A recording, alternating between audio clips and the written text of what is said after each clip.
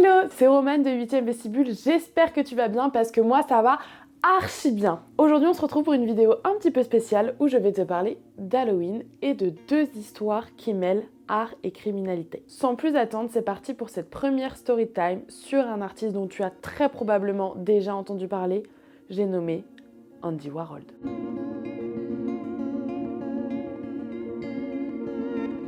Et oui, l'un des artistes les plus connus des États-Unis et notamment connu pour être le représentant du pop art. Il est notamment connu pour ses sérigraphies de Marilyn Monroe ou encore de la fameuse soupe Campbell. Andy Warhol était déjà très connu de son vivant. Il avait notamment son studio qu'il appelait la Factory où il organisait des événements, où il rencontrait plein de monde, des gens généralement plutôt excentriques. Que ce soit des artistes, de la jet set, bref, c'était vraiment porte ouverte à tout le monde.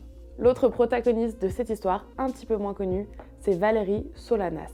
Née en 1936, elle a plutôt vécu une enfance difficile avec un père qui abusait d'elle et un grand-père alcoolique qui la battait. Elle a donc dû quitter le foyer familial à l'âge de 15 ans pour vivre à la rue et devoir mendier et prostituer pour survivre.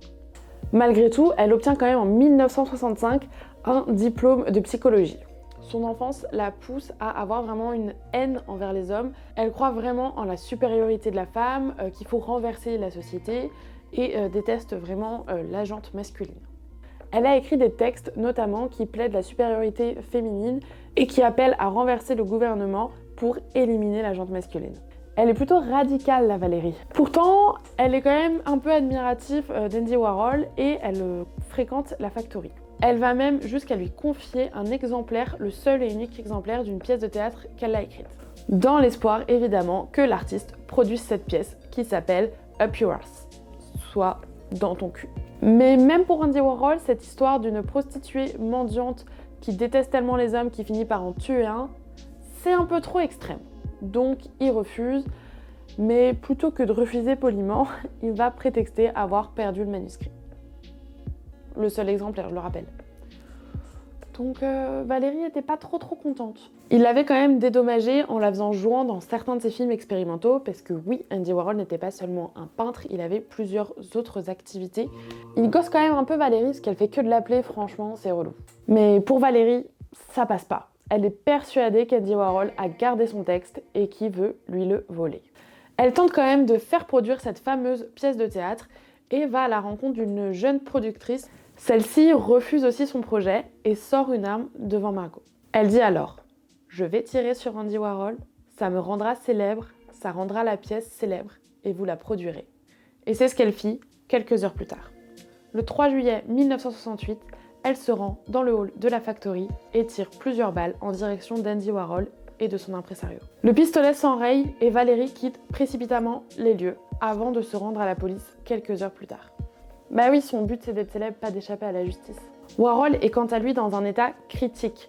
Les balles lui ont perforé plusieurs organes comme l'œsophage, le foie, les poumons et d'autres encore.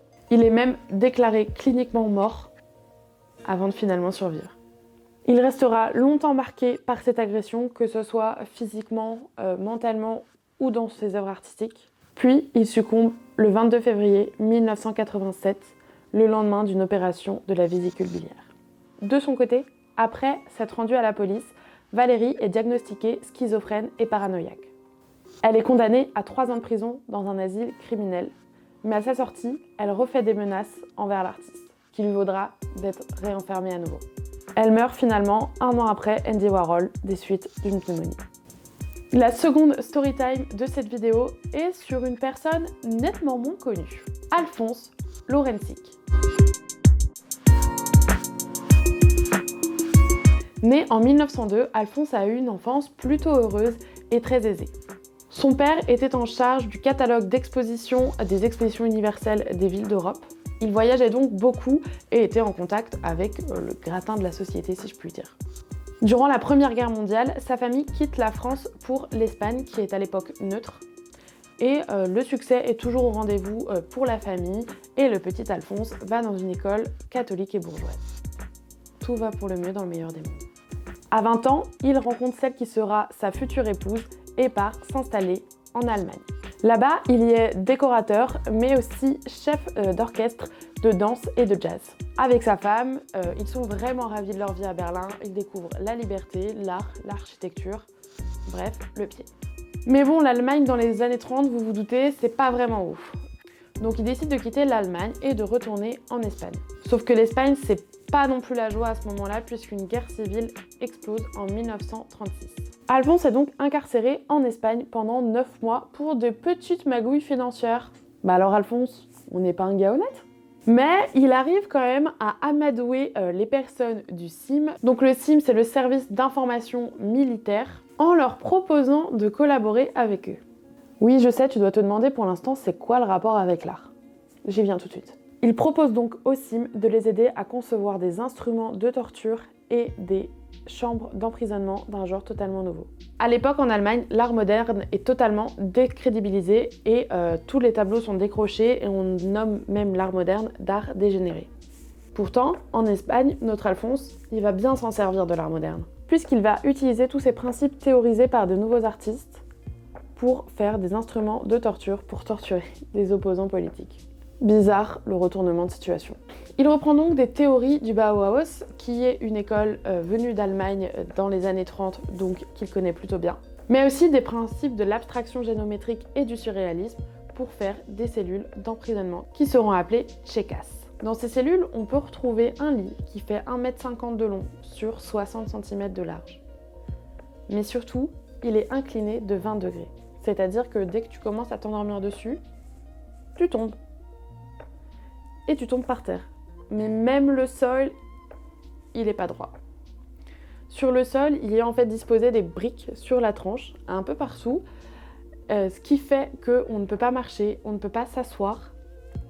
Et donc il n'y a vraiment aucune position de confortable dans cette pièce.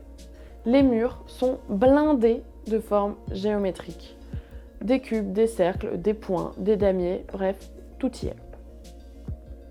Les couleurs sont aussi spécialement choisies pour être un peu moroses. On peut y voir aussi un petit peu les prémices de l'art cinétique avec des petits clignotements de lumière qui arrivent par-ci par-là. Et c'était pas les seules choses mises en place pour vraiment désorienter le prisonnier, puisqu'il y avait aussi une horloge.